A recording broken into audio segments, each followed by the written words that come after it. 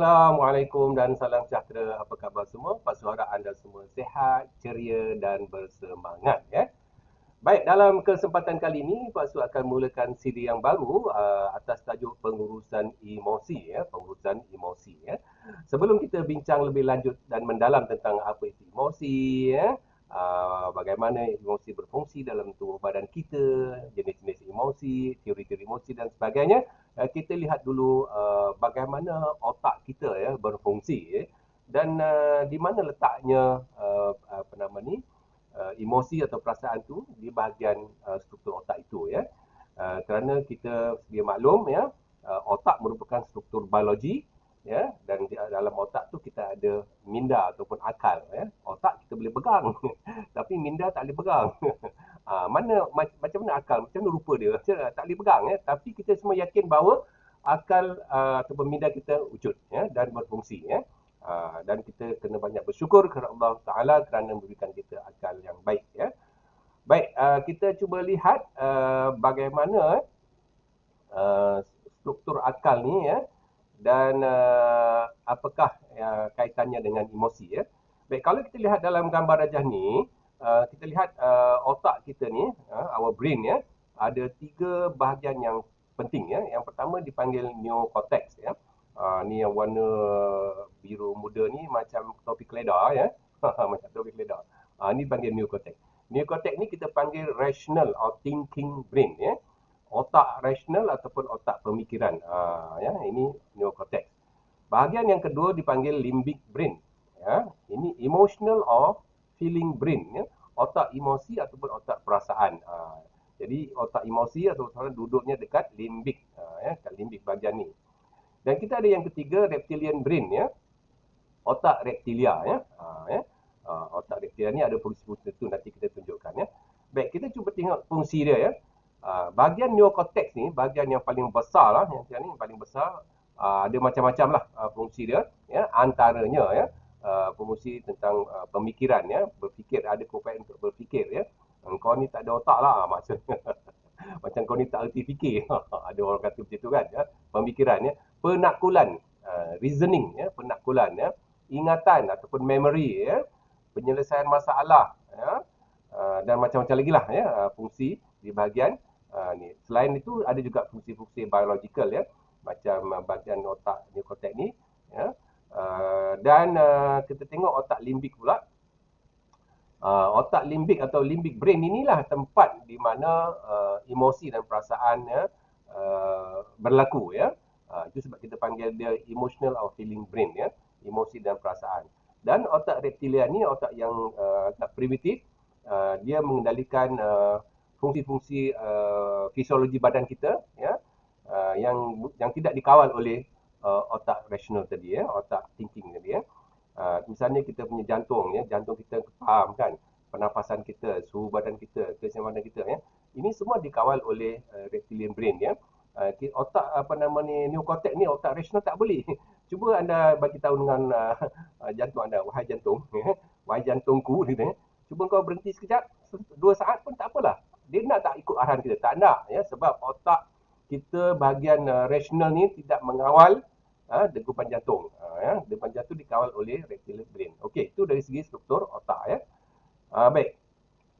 Dari segi satu lagi aspek ya, dalam otak kita ni ada 86 bilion sel neuron ya. Sel neuron ni ada unit sel yang paling kecil ya, yang paling kecil dan mempunyai fungsi-fungsi yang pelbagai ya, sehingga kan otak kita boleh menjalankan berbagai-bagai fungsi yang kita sebutkan tadi ya. Banyak ya, 86 bilion ya. Okey, kita cuba tengok dari segi sistem ya. Baik. Dari segi sistem kita ada sistem minda rasional, sistem minda emosional dan juga sistem minda bijaksana. Kita ada rational mind, kita ada emotional mind dan kita ada wise mind. Pernah tak dengar kadang-kadang apa nama ni, dalam satu situasi kan ya. Ya, seseorang itu tak apa sebabnya dia marah, dia joget-joget, dia hempas katalah bos kan, dia hempas file, dia marah kat dia punya anak buah dia kan ya. Waktu tu agak-agak dia pakai minda rasional kan minda emosional. Yang mana satu? Betul ya. Minda emosional Pak Su ni katanya. Dia dah emo dah ni kata ya. Sebab tu dia tangking-tangking, dia hentak ya. Dia hentak meja, dia bempak spine semua tu, tu maknanya dia guna minda emosional sepenuhnya, mungkin 90% ya. Baik, kita tengok apa fungsi ya. Minda rasional ataupun rational mind ni antaranya berfungsi untuk kita berfikir secara logik ya. Kita boleh membezakan satu perkara dengan satu perkara, kita boleh nampak kenapa jadi macam ni, kenapa jadi macam ni, kita boleh nampak logiknya ya, nampak kerasionalannya ya. Ya, kenapa apa nama ni air bila dididihkan dia akan berubah menjadi wap. Itu ada alasan-alasan yang logik ya. Berfikir secara logik. Kemudian minda rasional ni juga dia berasaskan ilmu dan maklumat. Ya, jadi bila mak kita hantar ke tadika, sekolah rendah, sekolah menengah, masuk universiti kan. Dah keluar universiti pun belajar lagi ya. Kerana kita nak membangunkan minda rasional kita, rational mind kita ya. Menjadi seorang yang intelektual ya. Yang pandai, yang cerdik ya. Itu kerana kita nak mengisi minda kita dengan ilmu dan maklumat. Kemudian kita lihat juga rational mind ni atau minda rasional ni mengutamakan data, fakta dan nilai. Jadi kalau anda bercakap, berhujah, memberi pendapat, ya, membuat kritikan kepada seseorang, menggunakan fakta dan data, ada dalil, ada nas, ya, ada evidence, bermakna anda menggunakan minda rasional yang bagus. Ya. Okey. Kemudian penakkulan dan kreativiti. Ya, minda rasional ni ada keupayaan untuk menakul, untuk reason ya. Kenapa buat macam tu? Kenapa ni? Kenapa kau mesti buat macam ni? Kenapa aku mesti buat macam ni? Ni. Apa buruk baiknya ya? Apa kelebihan kekurangannya? Kita boleh takul, ya? Kita boleh reason out ya. Kemudian kreativiti ni dia boleh mencetuskan idea-idea baru ya. Itu kreativiti. Kemudian juga melibatkan penyelidikan, penelitian, perhatian ya, perancangan ya, dan juga fokus ataupun attention ya, memberi perhatian kepada sesuatu. Ini semua kerja-kerja antara lain ya, sebahagian dari kerja-kerja minda rasional ya. Manakala minda emosional, ni nak tahu juga ni, apa dia minda emosional ni Pak Su? Tu dia. Yang pertama kalau kita tengok minda emosional ni, ya, dia membuat keputusan berasaskan emosi. Kadang-kadang dia cakap, orang kata, dia ni emo sangat lah. Maksudnya apa?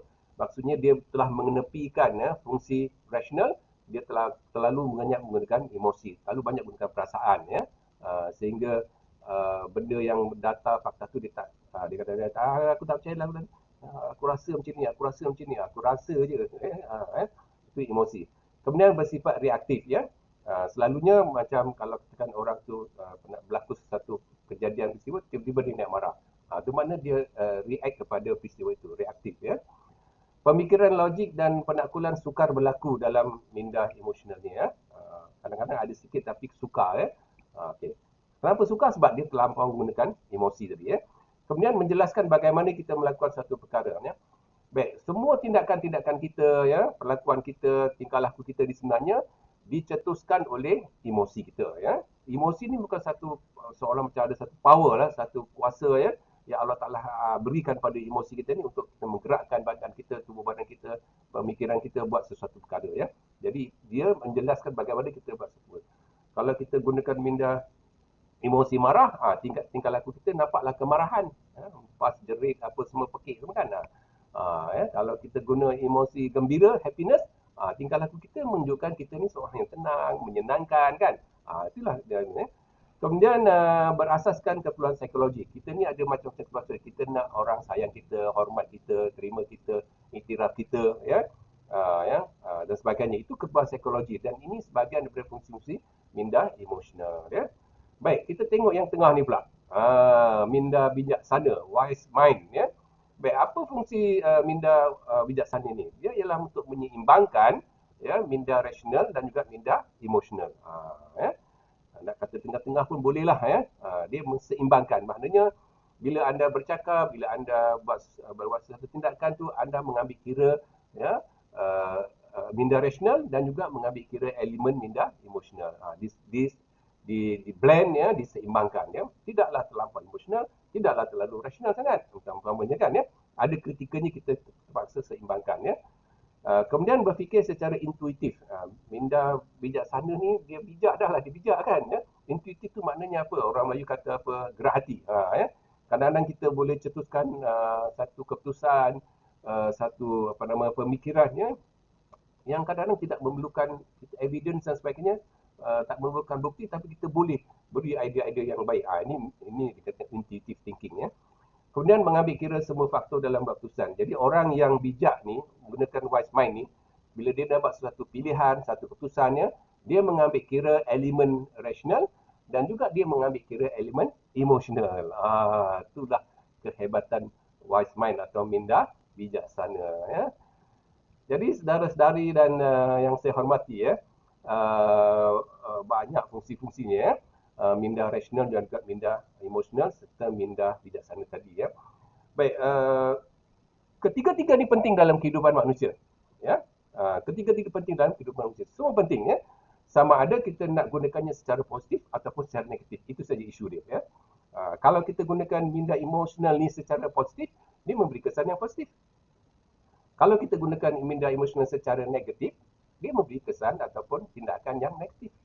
Begitu juga minda rasional tadi, ya. Kalau kita berfikir secara positif, dia memberi kesan positif tindakan.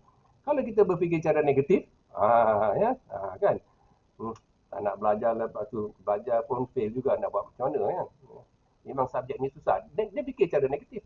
So dia akan menghasilkan tindakan negatif, ya.